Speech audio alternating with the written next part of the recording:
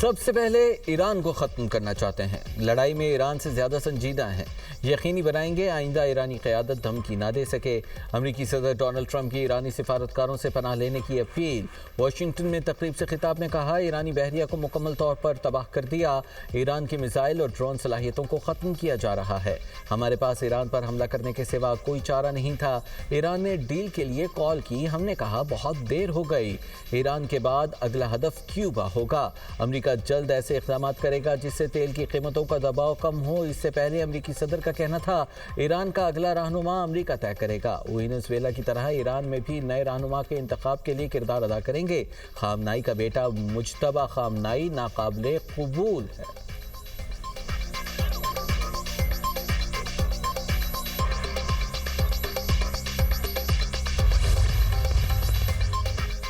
ایران کے میزائل حملوں میں 90% اور ڈرون حملوں میں 83% کمی آئی۔ اگلے مرحلے میں ایران کے میزائل پیداوار کی صلاحیت مکمل ختم کر دیں گے۔ امریکی سینٹرل کمانڈ کے ایڈمرل بریڈ کوپر کی بریفنگ۔ کہا تہران میں B-2 بمبار طیاروں نے بمباری کی، 2000 پاؤنڈ کے درجنوں بم برسائے گئے۔ 72 گھنٹوں میں تہران میں مختلف اہداف کو نشانہ بنایا گیا۔ اب تک 30 سے زائد بحری جہازوں کو ڈبو چکے ہیں۔ امریکی قیادت کی توقعات کے مطابق ایران میں کارروائیاں کر رہے ہیں۔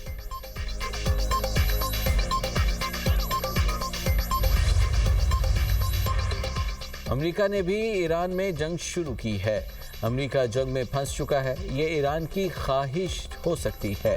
امریکی وزیر جنگ پیٹ ہیگسیت کہتے ہیں اگر ایران سمجھتا ہے کہ امریکہ جنگ جاری نہیں رکھ سکتا تو غلطی پر ہے، ہمارے پاس جنگی ساز و سامان بھرا پڑا ہے۔ ایران میں آپریشن کامیابی سے آگے بڑھ رہا ہے۔ ایران جنگ کی ٹائم لائن ہم خود طے کرتے ہیں، جنگ 4 ہفتے بھی ہو سکتی ہے، 8 ہفتے یا زیادہ بھی۔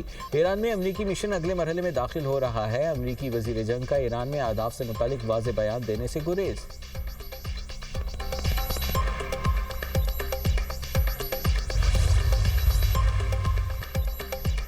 ایران امریکہ کے زمینی حملے کا سامنا کرنے کے لیے تیار، جوہری مذاکرات کا امکان مسترد۔ ایرانی وزیر خارجہ عباس عراقچی کہتے ہیں ہم جنگ بندی کا مطالبہ نہیں، زمینی کارروائی کا انتظار کر رہے ہیں۔ اگر ایران پر زمینی کارروائی ہوئی تو یہ امریکی فوج کے لیے تباہ کن ہو سکتی ہے۔ اب نئے ہرمز بند نہیں کی، بحری جہاز خود گزرنے سے گریز کر رہے ہیں۔ جنگ جاری رہی تو ہر آپشن پر غور کریں گے۔ ایران نے امریکہ کے ساتھ کوئی رابطہ رکھا نہ مذاکراتی چینلز کھولے۔ گزشتہ ہفتے سے اسٹیو وٹکوف یا جیریڈ کشنر سے کوئی رابطہ نہیں ہوا۔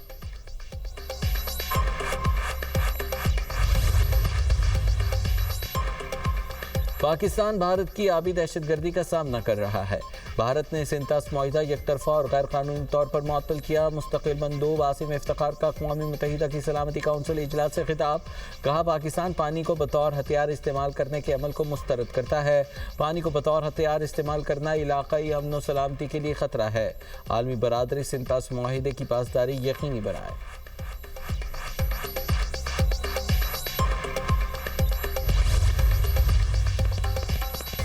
ایران میں 13 طبی مراکز کو امریکہ اسرائیل جنگ میں نشانہ بنایا گیا۔ ہلال احمر کی 7 عمارتیں، مزید 2 سکولز اور فٹ بال اسٹیڈیم بھی تباہ۔ ترجمان اقوام متحدہ کا کہنا ہے کہ خطے میں اشیاء خور و نوش پر توجہ کی ضرورت ہے۔ فریقین کو بین الاقوامی قوانین کی پاسداری کرنے پر زور دیتے ہیں۔ متاثرہ ممالک میں اقوام متحدہ کام کر رہا ہے۔ مشرق وسطی میں اس وقت جنگ کی صورتحال خطرناک ہے۔ دنیا میں عالمی توانائی کا بحران پریشان کن ہے۔ جوہری ہتھیاروں کے استعمال کا خطرہ اس وقت سب سے زیادہ ہے۔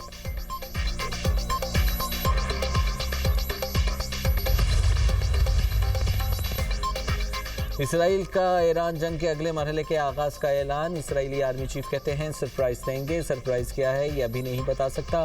اگلے مرحلے میں بقیہ ایرانی قیادت اور فوجی صلاحیتوں کو ختم کیا جائے گا۔ اسرائیلی حکام کا کہنا ہے اصفہان میں فضائی دفاعی نظام تباہ کر دیا۔ قم میں بیلسٹک میزائل لانچر کو بھی نشانہ بنایا گیا۔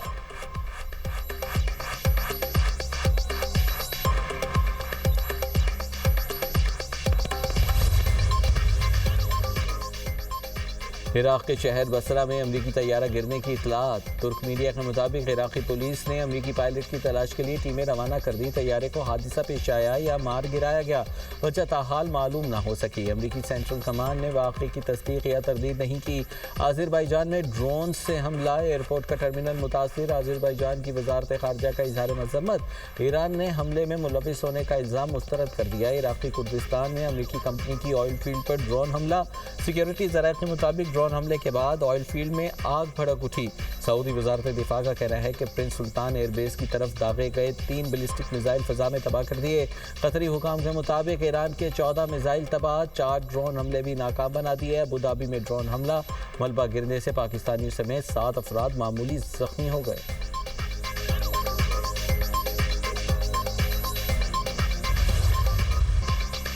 اسرائیلی اور امریکی فوج کی ایران میں 174 شہروں پر بمباری، 636 مقامات کو نشانہ بنا کر 5000 ٹن بارود برسایا جا چکا۔ تہران، قم، ہمدان، اصفہان، شیراز اور کرمان سمیت درجنوں شہروں میں رہائشی آبادیوں پر بمباری، شہداء کی تعداد 1230 ہو گئی، 175 طالبات بھی شامل۔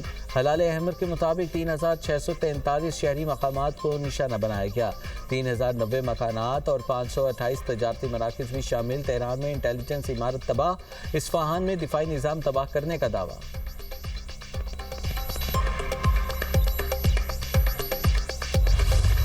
ایران کا امریکہ اور اسرائیل پر ہر 4 منٹ بعد ڈرون سے حملہ، بحری جہاز پر حملے میں شہید اہلکاروں کا بدلہ لینے کے لیے میزائل اور ڈرونز برسا دیے۔ ایرانی میڈیا کے مطابق اب تک 2000 ڈرون سے حملہ کیا گیا۔ ایران کا 1 ٹن وزنی وار ہیڈ لے جانے والے میزائل کا بھی استعمال۔ عرب میڈیا کے مطابق حملوں میں 11 اسرائیلی ہلاک ہو چکے، جنگ میں مارے گئے امریکی فوجیوں کی تعداد 6 ہو گئی۔ کویت میں 2 فوجیوں سمیت 4 افراد جان سے گئے۔ ایران کا بحر ہند میں امریکی طیارہ بردار جہاز ابراہم لنکن ایک ڈسٹرائر کو ہدف بنانے اور 7 جدید ریڈار سسٹمز تباہ کرنے کا دعویٰ۔ پاسداران انقلاب کا کہنا ہے اسرائیلی وزارت دفاع کی عمارت اور بن گوریان ایئرپورٹ کو نشانہ بنایا گیا ہے۔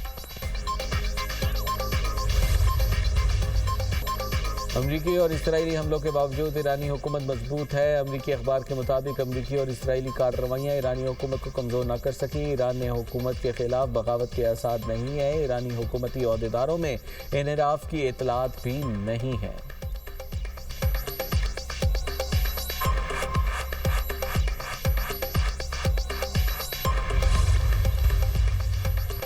سعودی وزیر دفاع شہزادہ خالد بن سلمان سے دبئی کے ولی عہد کا رابطہ، خطے کی تازہ ترین صورتحال اور متحدہ عرب امارات، سعودی عرب اور برادر اسلامی ممالک پر ہونے والے حملوں پر تبادلہ خیال کیا گیا۔ دونوں رہنماؤں کی حملوں کی شدید مذمت، حملوں کو بین الاقوامی معاہدوں، ریاستوں کی خود مختاری اور عوام کے امن و سلامتی کی کھلی خلاف ورزی قرار دے دیا۔ دونوں ممالک نے اس عزم کا اظہار کیا کہ وہ اپنے ممالک کی سلامتی یقینی بنانے کے لیے ضروری اقدامات کرنے کا حق رکھتے ہیں۔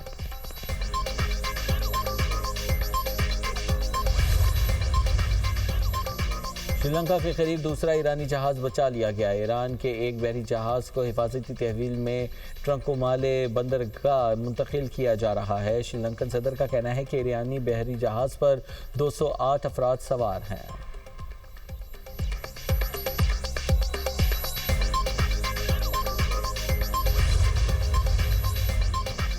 وزیر اعظم شہباز شریف کا ترکی پر حملے پر گہری تشویش کا اظہار۔ ایکس پر پیغام میں کہا، مشکل وقت میں پاکستان کے عوام کی جانب سے اپنے بہادر ترک بھائیوں اور بہنوں کے ساتھ مکمل یکجہتی کا اظہار کرتا ہوں۔ ایسے قابل مذمت اقدامات مزید کشیدگی کا باعث بن سکتے ہیں، خطے کے امن و استحکام کو نقصان پہنچاتے ہیں۔ زیادہ سے زیادہ تحمل کی اپیل کرتے ہیں اور اس بات پر زور دیتے ہیں کہ خود مختاری کے احترام کو برقرار رکھنے اور خطے میں امن و استحکام کو قیام کے لیے یقینی بنانے، مکالمے اور سفارتکاری کی اہمیت کو تسلیم کیا جائے۔ وزیر اعظم کا آذربائیجان پر حالیہ حملوں پر بھی گہری تشویش کا اظہار، کہا پاکستان آذربائیجان کی قیادت اور عوام کے ساتھ مضبوطی سے کھڑا ہے۔ پاکستان ایسے اقدامات کی شدید مذمت کرتا ہے جو مزید کشیدگی کا باعث بن سکتے ہیں اور خطے کے امن و استحکام کو نقصان پہنچاتے ہیں۔